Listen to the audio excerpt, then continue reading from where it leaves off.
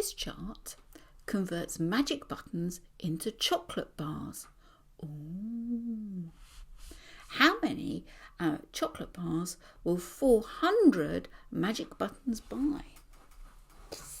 How exciting. I can't. Ooh, what's happening here? My pen's back. There we are. So 400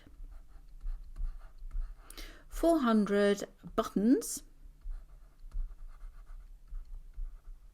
equals how many bars? Well, that's not helpful.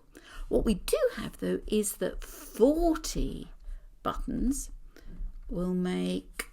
All right, let's go across. So go across 40 will make 30 bars.